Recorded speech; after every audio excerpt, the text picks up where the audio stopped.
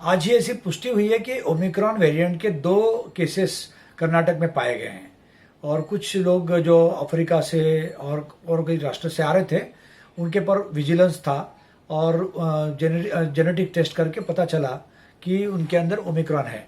अभी ओमिक्रॉन जो वेरिएंट है ये पहले के जो डेल्टा वेरिएंट है या उसके पहले के जितने वेरिएंट थे उससे ज़्यादा तेज़ी से फैलता है और ये वैक्सीन को भी इवेड करता है, यानी कुछ कुछ वैक्सीन को वो रेजिस्टेंट है और हो सकता है कि ये ज़्यादा बीमार करे, हो सकता है ये ज़्यादा लोगों को मारे। तो हमें ये देखना है कि इसके वजह से थर्ड वेव का खतरा है क्या। तो मुझे तो ऐसा नहीं लगता है कि थर्ड वेव अभी आएगा, क्योंकि बहुत ही लो स्तर पे अपना काम चल रहा है कोविड के नंबर का, केसेस का। और ऐसा भले ही अपना कोविड ओमिक्रॉन के कुछ केसेस आए तो उससे कितने तेज़ी से फैलेगा, हम उसको कैसा रोकेंगे, उस पर डिपेंड है। अब ओमिक्रॉन के वजह से अगर जो भी वेव आती है, थर्ड वेव या ये छोटी भी वेव आती है, उस वेव के अंदर हमें ऑक्सीजन की ज़रूरत पड़ेगी क्या, बेड का क्या होगा। तो मुझे ऐसा लगता है कि हमारे पास बेड की उपलब्धता भरपूर है, ऑक्सीजन के लिए अच्छा सप्लाई हुआ है। भारत सरकार ने हर डिस्ट्रिक्ट में कम से कम एक ऑक्सीजन का प्लांट हो ऐसी सुविधा की है। बड़े बड़े अस्पतालों में उनका खुद का ऑक्सीजन का प्लांट बनाया है। तो ऑक्सीजन की वजह से कोई शॉर्टेज की वजह से कोई मरेगा या हताहत होगा ऐसा लगता नहीं है। अब ये दो चीज़ हमें ये देखना है कि जो केंद्र सरकार के निर्देश है और राज्य सरकार क्या पालन करती है, इनके अंदर कभी कभी अलाइनमेंट नहीं होता है।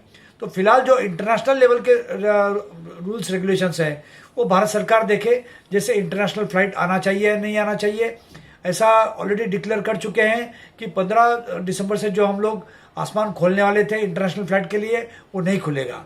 तो हमें उसको ऑब्जर्व करना पड़ेगा और जैसे हालात बनते हैं उसके ऊपर डिपेंड होना पड़ेगा कि हम लोग वो फ्लाइट खोले या नहीं खोले।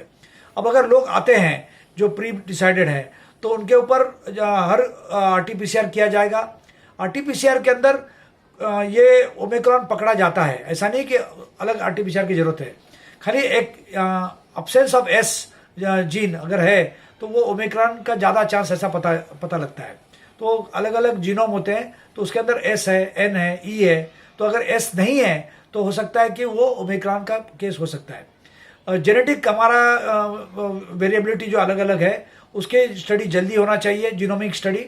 वो हमारे पास थोड़ा वक्त लगता है, 2-3-4 दिन वक्त लगता है, वो जल्दी हो जाए।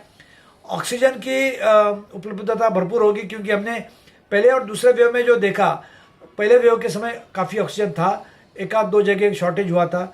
सेकंड वेव में काफ़ी जगह शॉर्टेज हुआ था, वो इसलिए कि लोग हॉस्पिटल में ज़्यादा जा रहे थे, ऑक्सीजन का होर्डिंग करके बैठे हुए थे, ऑक्सीजन का सप्लाई कम था, ऑक्सीजन हमको इंपोर्ट करना पड़ा था। लेकिन वो हालात अभी इतने खराब नहीं होंगे। बेड के लिए काफ़ी जगह उपलब्धता है, मेडिकल केयर गिवर की उपलब्धता है। और हमारे पास जो अगर हम लोग ये देखेंगे कि थर्ड वेव करके बैठेंगे तो हमें पहले ये देखना है कि हमारा वैक्सीनेशन पूरा हो। वैक्सीनेशन अभी तक तो ढीला पड़ा है पिछले 1 महीने में। ऑक्सीजन जो वैक्सीनेशन जो एक्स्ट्रा पड़ा है, ऐसा माना गया है कि 30 करोड़ वैक्सीन हमारे राज्यों में स्टॉक है।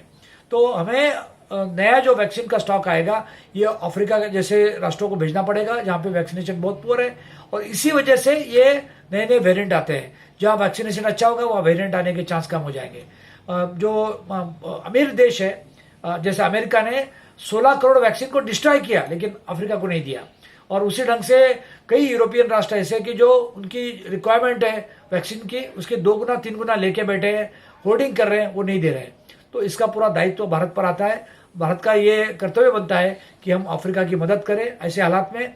और उनकी मदद करना ही नहीं, हमारी खुद की मदद करना है, क्योंकि उनकी मदद करेंगे तो नया वेरिएंट नहीं आएगा। हम अपने आप फिर अपने देश को, हमारी इकोनॉमी को, सोशल इसको खोल पाएंगे, फ्लाइट को खोल पाएंगे, इंटरनेशनल ट्रैवल को खोल पाएंगे। अदरवाइज ये सब कॉम्प्रोमाइज रहेगा।